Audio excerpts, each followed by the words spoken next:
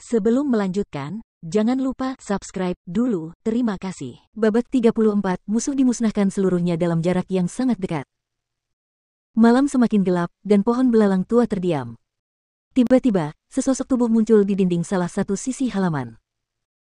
Samar-samar terlihat dia mengenakan jubah tau hitam, sosoknya setipis bambu, dan dia memegang tubuh manusia di masing-masing tangannya. Sang Tao membuangnya begitu saja, dan kedua mayat yang dibawanya jatuh ke tanah di halaman. Hei, King Wan, apakah ada orang yang tinggal di halaman ini? Karena terlalu gelap, pendeta Tao dapat melihat dengan jelas bahwa halaman terbengkalai yang awalnya ditumbuhi rumput liar kini telah dibersihkan dan tampak baru. Wu Ruokyu, kamu akhirnya sampai di sini. Suara tenang Sui menjawab. Dia berdiri dari kursi bambu, memegang pedang mahoni dengan santai di tangan kanannya, berdiri di malam hari, memandang pihak lain dengan tenang.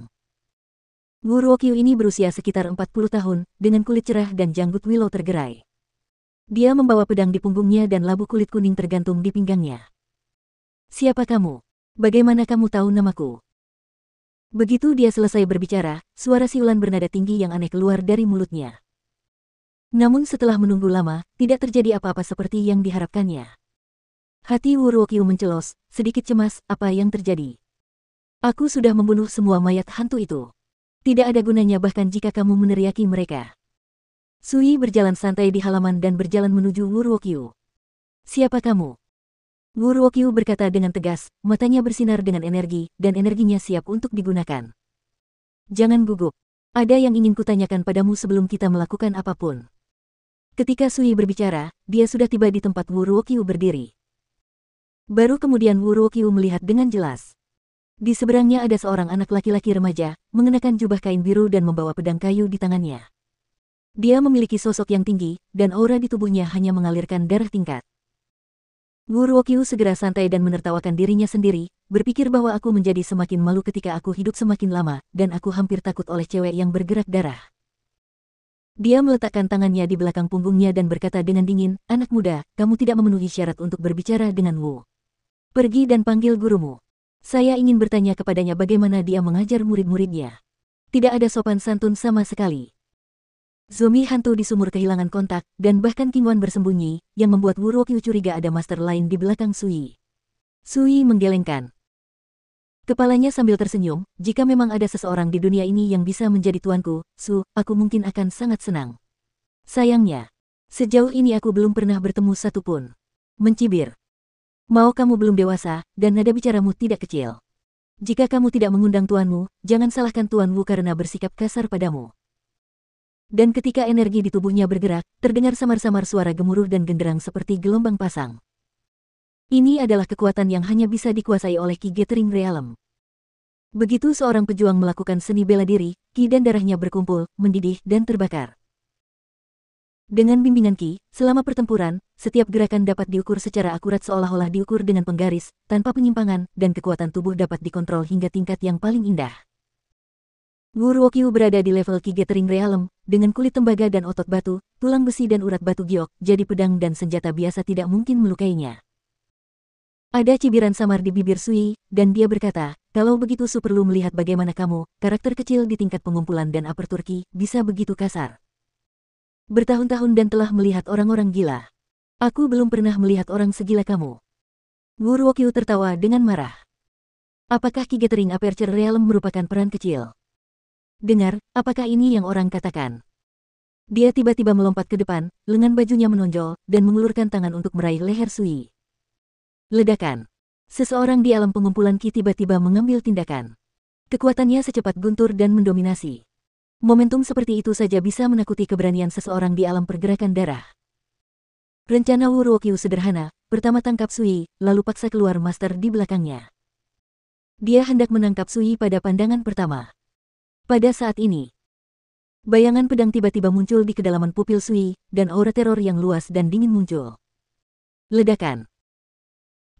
Pikiran Wu Ruokyu terasa seperti disambar petir, jiwanya berdebar-debar, penglihatannya menjadi hitam, dan dia merasa seolah-olah dia jatuh ke api penyucian yang tak ada habisnya. Pedang misterius datang dari langit, menghancurkan King Ming yang abadi, dan menghancurkannya. Pada saat itu, ada niat pedang yang menakutkan ke segala arah, di langit dan di tanah, dan auman pedang yang mengaum di kedua telinga dan hati seperti auman para dewa. Perasaan tidak berarti, tidak berdaya, dan putus asa melonjak, menstimulasi suasana hati Wu Ruokyu hingga terpukul keras, dan dia hampir pingsan. Perasaan ini hanya berlangsung sesaat. Namun, sosok penyerang Wu Ruokyu mengalami stagnasi setelah mengalami dampak ini, hanya berjarak 5 langkah dari Sui. 5 langkah adalah jarak standar bagi seorang pejuang untuk bertarung demi hidup dan mati. Yang disebut darah berceceran dalam 5 langkah, dan kaisar tidak dapat menghentikannya. Dia begitu dekat, dan negara musuh musnah. Itulah masalahnya. Pada 5 langkah ini, Sui bergerak. Sebuah pedang sederhana ditusukkan. Cepat, akurat, dan kejam. Sama seperti reaksi naluriah yang terbentuk setelah menghunus pedang berkali-kali, ini sangat akurat, sangat cepat, dan sangat kejam. Engah. Pedang kayu yang tumpul dan tebal menembus kulit dan daging dada Wu Ruokyu, menghancurkan tulang-tulangnya, dan menembus dadanya dengan kekuatan yang menghancurkan. Darah panas dan ujung pedang muncrat dari punggungnya. Karena kekuatan pedang ini begitu dahsyat, tubuh Wu Ruokyu tiba-tiba membungkuk ke depan, seperti udang matang yang meringkuk. Matanya terbuka lebar, dan wajahnya penuh kebingungan, seolah dia tidak dapat mempercayainya, dan suaranya serak, "Kamu? Apakah kamu benar-benar berada di alam darah?" Itu benar. Dengan santai mencabut pedang kayunya, dan mundur 3 langkah. Tubuh Wu Ruokyu bergetar hebat, dan air terjun darah keluar dari lubang darah di dadanya seperti pegas. Jika Sui tidak menghindar tepat waktu, dia akan terciprat kemana-mana. Celepuk. Wu Ruokyu terjatuh ke tanah dan megap-megap kesakitan. Cederanya yang terlalu serius, membuatnya merasa nyawanya segera berlalu. Tidakkah kamu ingin bertanya sesuatu, kenapa kamu begitu kejam? Jika aku mati, kamu tidak akan tahu apa-apa. Wu Ruokyu berbicara sebentar-sebentar, dia sangat bingung. Sui berkata dengan santai, "Oh, aku tidak tertarik untuk mengetahuinya sekarang." Wu Ruokyu.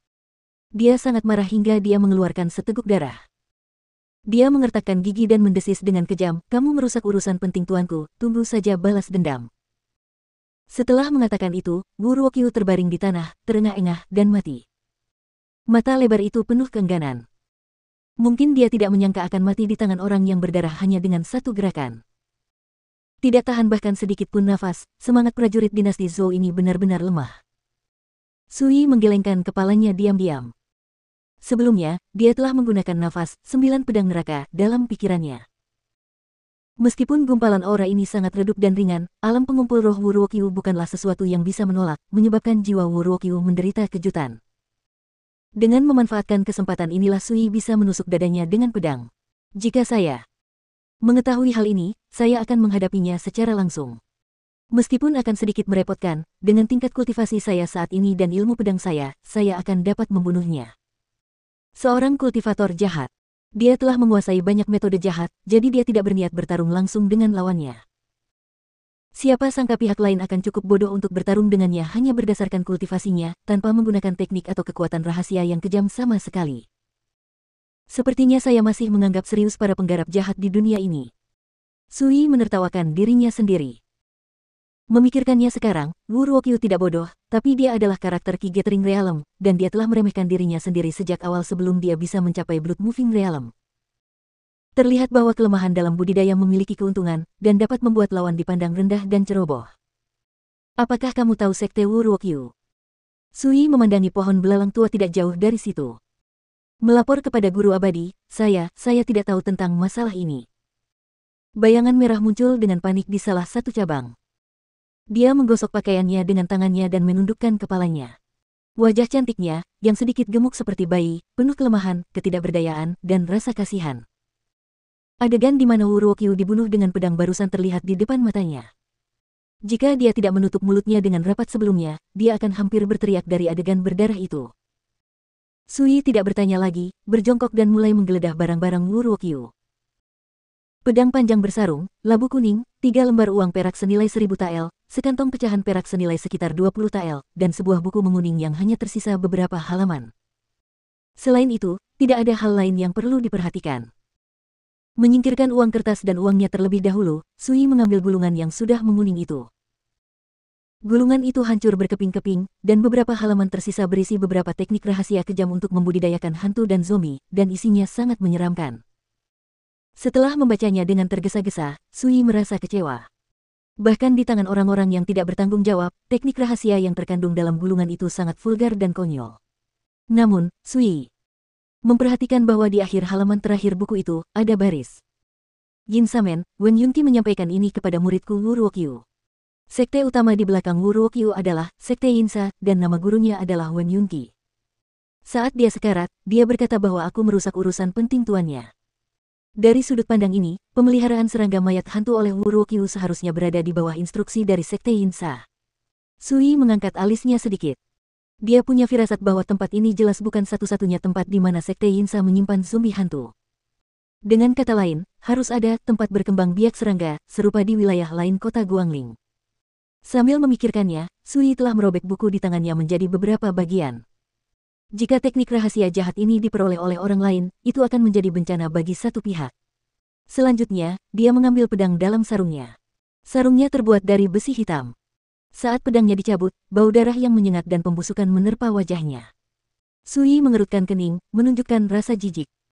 Pedang ini terbuat dari kayu butiran pinus, badan pedang direndam dalam lapisan darah merah tua, bilahnya bersinar dengan kilau hijau, dan baunya sangat busuk.